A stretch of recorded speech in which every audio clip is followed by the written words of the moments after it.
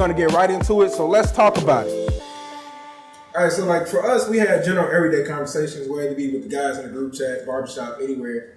And when this vaccine came, it was something new to all of us because, like, I might be speaking for all of us, but I don't think none of us were around or born when it was time for a vaccine to be created. Mm-hmm. So in those situations, what did you hear? What theories, what type of rumors did you hear that kind of made you either look at someone kind of sideways or the actual vaccine like, I don't know? I mean, with me, like I would always tell my son, like, the temperature of everything going on, you know, black-white issues and all this, like that we're in a different time. You know, you're like, oh man, this is a different time, it's a different era. Like, so it was kind of like, what they got going on now with this vaccine? Like, it was kind of, this is, like I said, this is bullshit. You know what I'm saying? And I think it was more so, it was definitely amplified because of who was in office and the things he had going on or whatever. So it was just kind of like, oh, they just trying to get rid of all the black people. Right. You know what I'm saying? I mean, just being honest in it. And two, you just had to do your due diligence and the research on how it can help, how it can benefit, or whatever. And then I think just like personally, you had to be like, okay, will this benefit me or hurt me? You know what I'm saying? And that's just where I was with it. I want to tap back more into that research part in a second. But for you, with you being in the barbershop, at one point we did get to a point where you could open up a little bit. Yeah. Clients coming in with masks on and whatnot. How was those barbershop talks? You got somebody in your chair, you know, vaccine pop up as a conversation piece. Yeah. First, it's hard to have a conversation with the mask on. Right. But we did for sure. Right. A lot of muffled. I didn't realize, I mean, cut you off, but I didn't realize how much I depended on reading somebody's mouth. Yeah. Like, the mask is on. So what did you hear in the chair? If he can't be talking about the barbershop, we in the barbershop, my bad. That's the barbershop culture itself. But having a conversation at barbershop, I think it just kind of kicked up a little dust. We heard stories about you know, Tuskegee and how black people were like given, you know, syphilis, unbeknownst to them. And we like today's. So I got to come on, thank you. Because like I talked to us.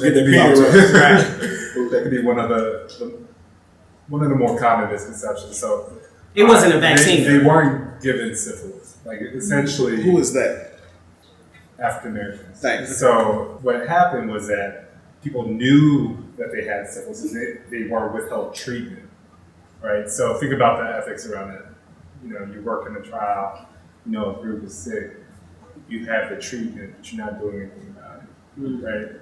And then so it wasn't like they just rolled up on them and popped them with syphilis, like pop. Syphilis. Right. It doesn't make it, you know, any both better. of them are Right. But I think it speaks to where we get our information from and how we get our information. Right. And my man's over here brought up about making an informed decision.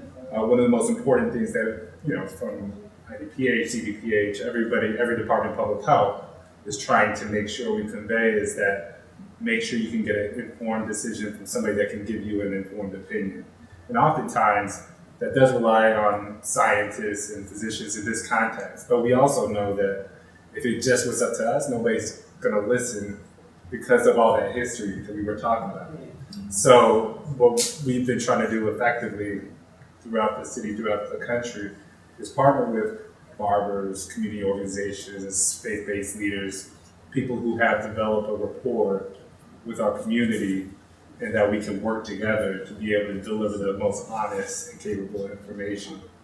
And Tuskegee and we can talk about Henrietta Lacks, where somebody's genetics were taken away from them and for research and did not know what was done with them. And when you think about the positive externalities, the positive findings from those discoveries, Black people are least likely to get stem cell transplants.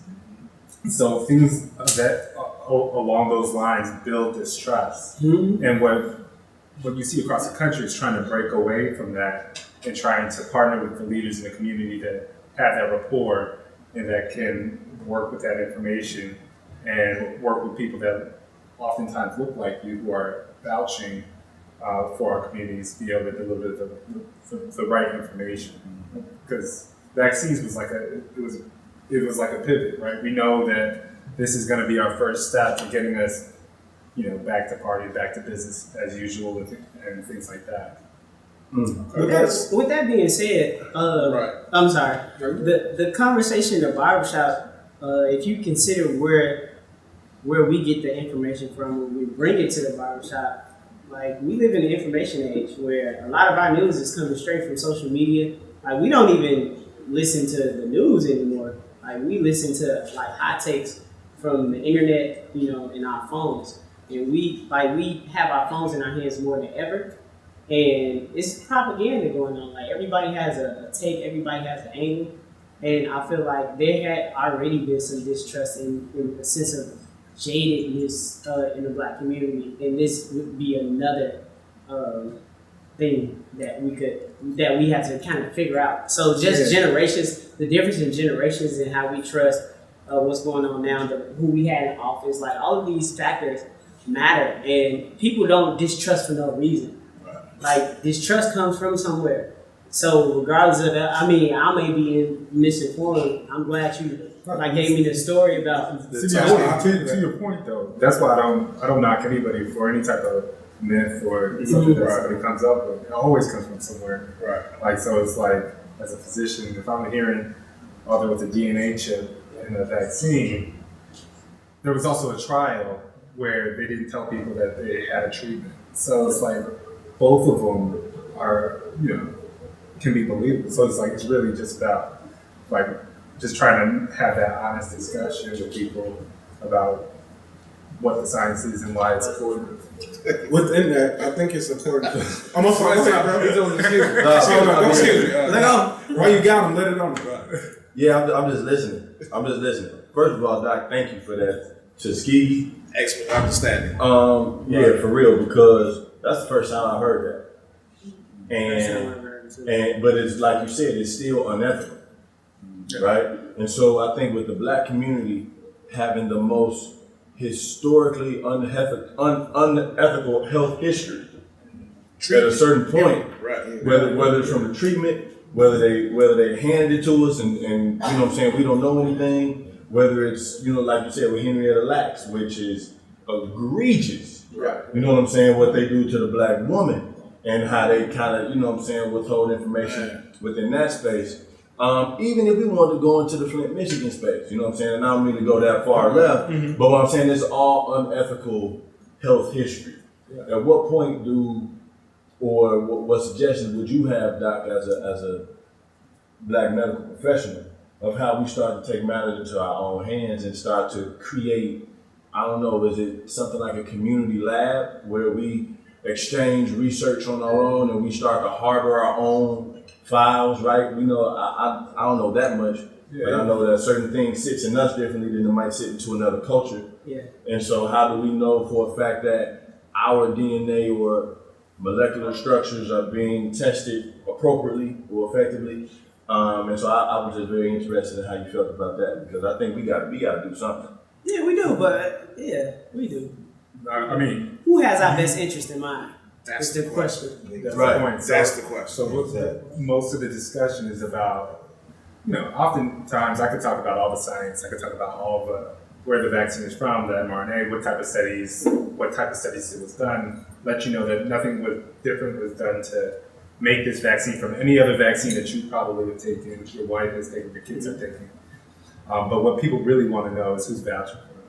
And so oftentimes I'm talking about the Black Physician Association evaluating the evidence, making sure that our community is getting the therapy from this vaccine that we're supposed to get, making sure that we're not worse off compared to any other community, making sure the research is generalizable. And what does that mean? That means when you put a study together, you want to make sure that people that participate in the study reflect the population. So if you have 20% Black, 20% white, 40% Hispanic, your vaccine trial better have 20% white, 20% Black, 40% Hispanic. Mm-hmm. And this was one of the first trials where it was reflective of the population. It was roughly around 10% African American participation, higher than any other research trial before in the past.